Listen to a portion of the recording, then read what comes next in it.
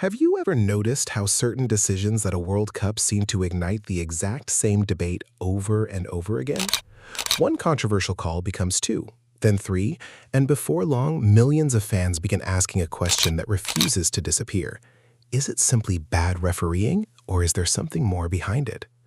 As Argentina's 2026 World Cup campaign gathers momentum, the discussion that dominated football in 2022 has returned with full force. For many supporters, the controversy didn't begin in 2026. It started 4 years earlier in Qatar. Argentina lifted the trophy. Lionel Messi completed the greatest achievement of his career, and at the same time, critics pointed to a remarkable statistic.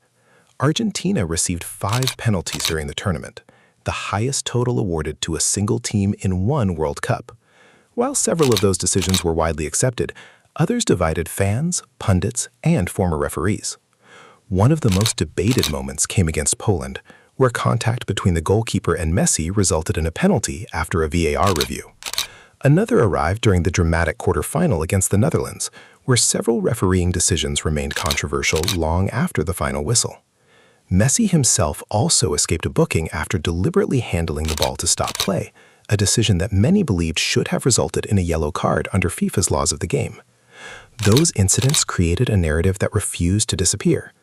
Former Netherlands manager Louis van Gaal even suggested after the tournament that Argentina's triumph appeared to have been predetermined, while many rival supporters argued that football's biggest governing body wanted the perfect ending to Messi's international career.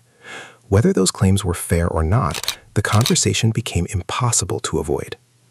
Fast forward to the 2026 World Cup, and every refereeing decision involving Argentina is now examined under a microscope. Argentina entered a group featuring Austria, Jordan, and Algeria, a draw that many observers already considered favorable before a single ball had been kicked. The reigning champions won all 3 matches, while Messi quickly climbed to the top of the scoring charts with another outstanding tournament. But one moment against Algeria immediately became the center of attention. During the first half, Messi lost possession before challenging Algeria's defender with a late stamp to the lower leg. Algerian players surrounded the referee demanding a straight red card, yet play continued without even an on-field review. The VAR officials also chose not to recommend a monitor check. That decision instantly spread across social media. Former referees, television analysts, and football commentators debated whether Messi should have been sent off.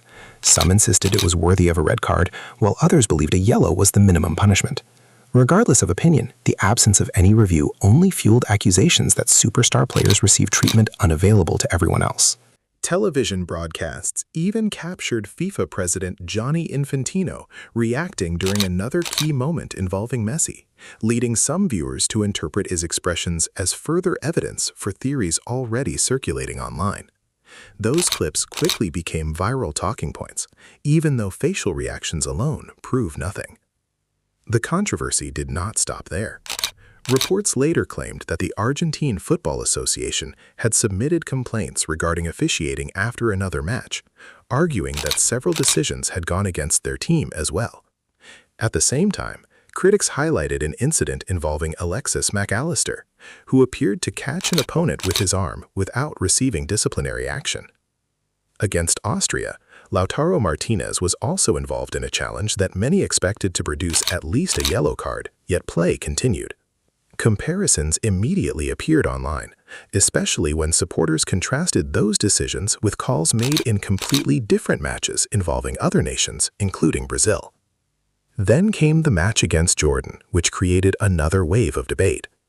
Argentina's opening goal originated from a free kick that Jordanian fans argued should never have been awarded. Replays from multiple angles led many viewers to believe the defender had won the ball cleanly before the foul was given. Moments later, Giovanni Lo Celso scored directly from the set piece. Attention quickly shifted to Jordan's goalkeeper, whose positioning during the free kick left many fans wondering whether he had badly misjudged the shot or simply. Meanwhile, several traditional football powers found themselves on the opposite side of the bracket. Brazil and England, both group winners, were positioned on a collision course with each other much earlier in the tournament. Portugal finished second in its group, removing a possible meeting with Argentina until much later.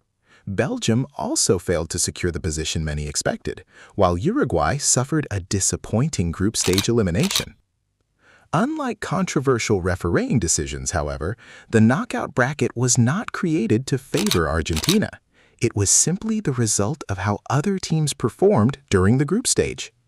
Several potential heavyweight opponents missed opportunities to finish first, and that ultimately reshaped the entire tournament. This distinction is important. A favorable path through the bracket is not evidence of manipulation. It is often the consequence of unexpected results elsewhere. But when that easier route appears alongside several disputed officiating decisions, many supporters naturally connect the dots, even when those events may be completely unrelated. That is exactly why the debate continues. Football has always been driven by emotion, and few players generate stronger emotions than Lionel Messi. Every close decision involving him attracts worldwide attention. Every controversial call is replayed endlessly. Every referee's judgment becomes another piece of evidence depending on which side of the argument a fan already believes.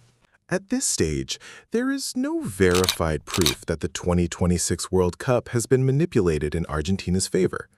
What unquestionably exists are controversial moments, divided opinions, and a growing collection of incidents that continue to fuel one of football's biggest conspiracy theories.